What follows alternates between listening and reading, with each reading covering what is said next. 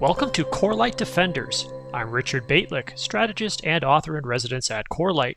In each episode, we explore insights from the front lines of NDR, network detection and response. Today I'm speaking with Greg Bell, co-founder and chief strategy officer at Corelight. Welcome, Greg.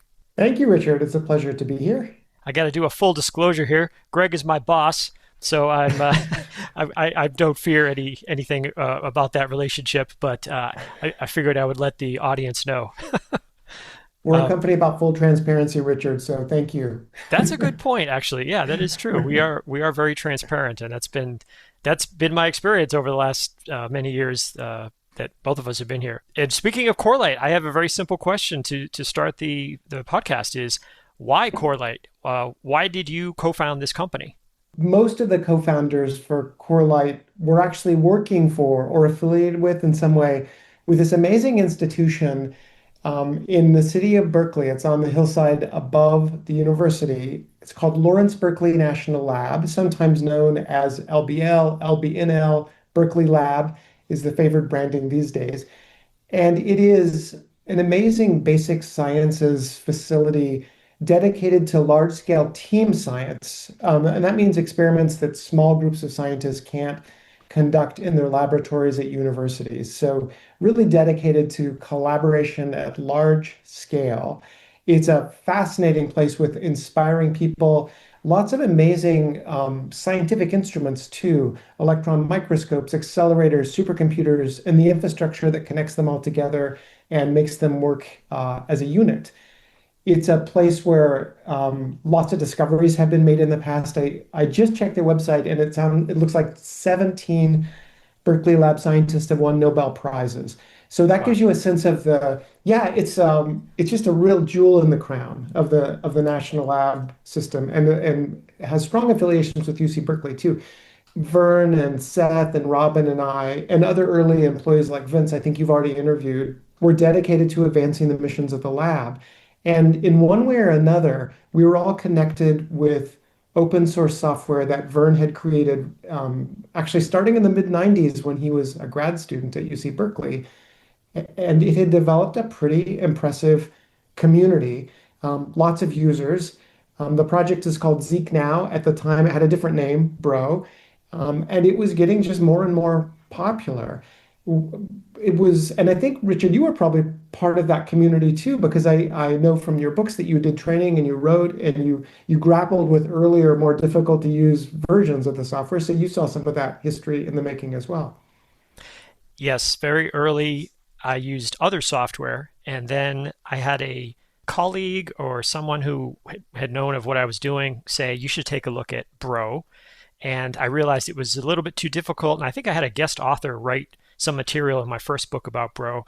But then I went to one of the open training sessions, and that changed everything. I realized I need to use this software, and I rewrote my entire class that I was offering at that time to use what was then Bro, and it sort of changed the way I looked at gathering certain types of data. Yeah, a lot of people have that light bulb moment when they first encounter the software because it provides such a high quality of data that can be used for a variety of purposes, often used for defensive cybersecurity, and also a platform for building detections, observations, and really I like to say it's a Swiss Army knife for anything that you want to do with network traffic. So at the time we started the company, the project was already pretty mature and it had benefited from really generous funding coming from the National Science Foundation. Hats off to them for their visionary investment, and also from the Department of Energy. And I think they were the Office of Science at the Department of Energy. And I believe there may have been smaller grants from other agencies as well. But that funding really helped the project mature. It was focused in sort of two areas. One, a whole series of research questions that the developers of Bro, now Zeek, grappled with to improve the functionality and to keep modernizing the software. And then separate grants to help ensure that the community was well maintained, that there were conferences and the community was engaged and fed. So what happens over time for federal research funding like this is that it ultimately isn't designed to be everlasting. There needs to be a transition to commerciality, and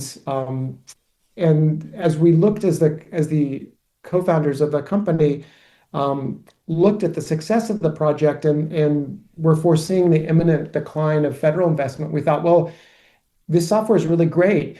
Let's think back to the reaction you had, the aha moment that led you to really change the way you thought about cybersecurity. And there needs to be a business model, a funding model to support ongoing development and to support community engagement and to help sustain the community as well.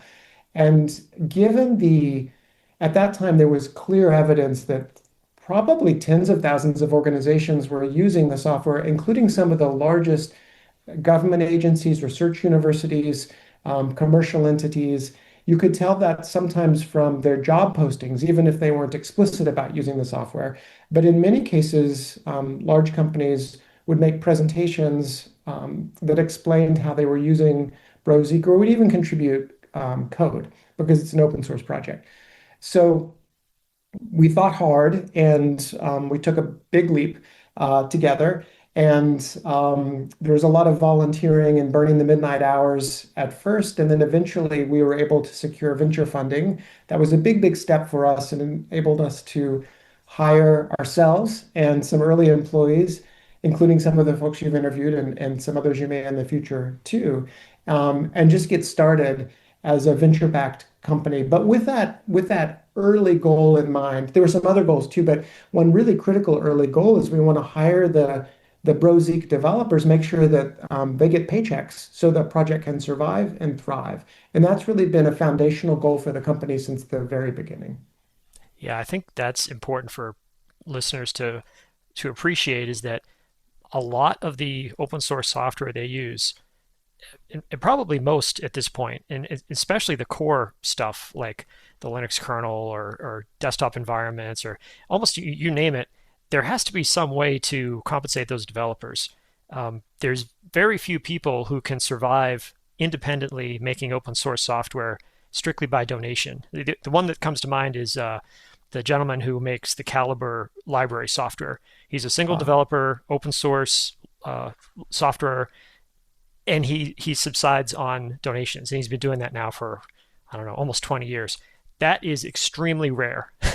yeah. Most of these large projects, and even large in this context with Zeek is what we're talking probably about a dozen people. The Mhm. almost all of them are paid Corelight employees because that's the only way we can support that project. Right, that's exactly right. I think, there's a range of open source business models, but in almost every case, there is a company or a collection of companies who dedicate some portion of their investments in R&D to just making sure that the open source software is properly maintained, that it has a good roadmap, that it's getting input from the community. This is especially true in mission critical software projects. There may be some exceptions here and there, but generally there has to be a company that's succeeding in order for the project to succeed. And then there's a virtuous cycle. So the success of the project and the company mutually sustain each other, and that's really the cycle that we're looking to create, and we've been able to create since the beginning, and I'm proud of that. Now, there's still further whys lurking behind that. You sort of asked the why of the company. One why is to be a business model for the project, but you might ask, what's the why of the project? Like, why does it matter? Why are people motivated to join Corelight? And that's a kind of a deeper question. But I think one way to look at that is that the company is aiming to democratize an architecture, an approach to security that we saw evolving in really similar ways when we first got started 10 years ago or so at universities, national labs, and large companies. And we wanted to take what was a pretty difficult formula to master and deploy and make it a lot simpler to make it as turnkey as possible for smaller organizations that didn't have massive staff of ex-physicists, PhDs working in cybersecurity, um, to deploy quickly and so that those teams could gain the benefit of what Zeek had to offer. So we're still on that journey, making Zeek and the other technologies that we also commercialize, Suricata, Yara, and others, in addition to our proprietary IP, and there's plenty of that in the Corelight product offerings now. But it's simple to deploy as possible so that the impact can be as broad as possible. You can start strictly in an open source situation alone with Zeek if you wanted to, or you could use a distro that packages it or something like that. And you can get something going. You can see traffic, you can write logs, you can do something useful with them. Yeah, that's a very important point, Richard. It's not just that we're democratizing an architecture for organizations, but we're making open source security software and open source software generally has this powerful secondary impact. And I don't think it's as well appreciated as it might be that it helps people who don't necessarily have the means to get a computer science degree, to buy proprietary hardware. It helps them get access to really cutting edge tools, data formats, technologies in a way it can be free. Yeah, that's right. If I'm looking to hire someone, I'll ask, tell me about your lab, or show me your GitHub repo, or show me what open source tools you've used. And if you have commercial experience working in other places, I'll be wanting, I want to hear what you've used there. But for the most part, it's the stuff you've done on your own. And unless you're independently wealthy, you're probably going to have to rely on free software, free as in no cost. Yeah, that's exactly right. And that's often my first advice to younger people looking to get into cybersecurity. I try to paint a picture of all the tools they can get access to. And now, of course, that includes a bunch of Gen AI tools, tools related to all machine learning and to LLMs. There's just a whole, just an amazing abundance of free and open tools that can accelerate your learning. If you're in that position and you're listening, I'd say dive into those. Yeah, that's a great point. You can do so much now with these models, and you don't have to pay a lot. I mean, some of them are free, some of them you can run locally if you have the hardware. Again, if you're looking to get hired somewhere and someone says, "What have you done?" Well, it doesn't really matter exactly which model you've used, as long as you've tried something, and you can talk about what you were able to accomplish or what value you could bring to your new employer.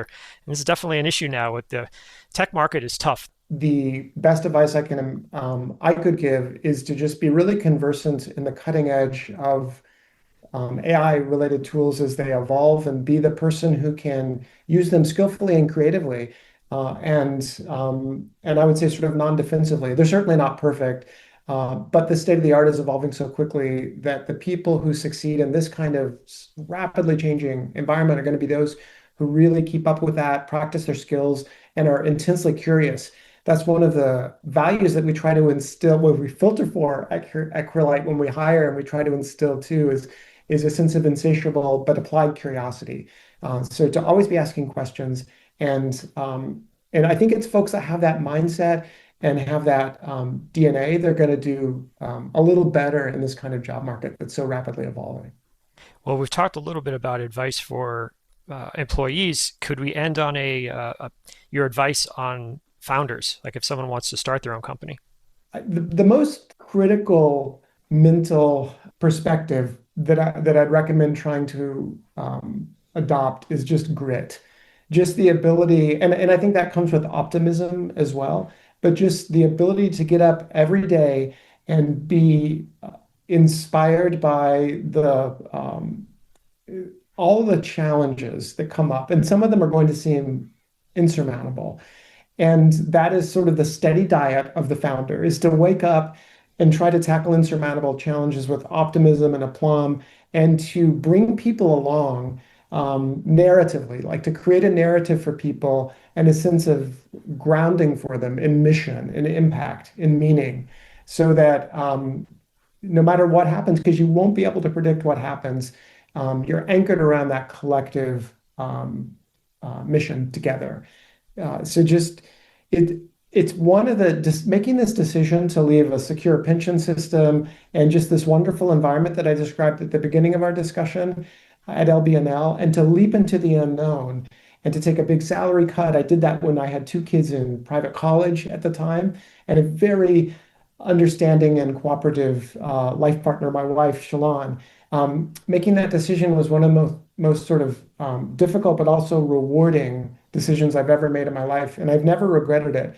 But it really put me on a path to um, experience exactly what I just described. If that sounds like something you'd like to experience, then I'd say go for it.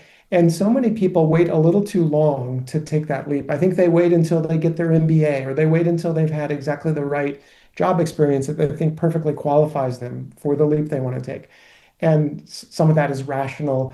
You shouldn't take a completely unguarded leap. But I think if it's a leap worth taking, then there's a gap involved. There's some big question marks that will be there, and that's just part of the adventure.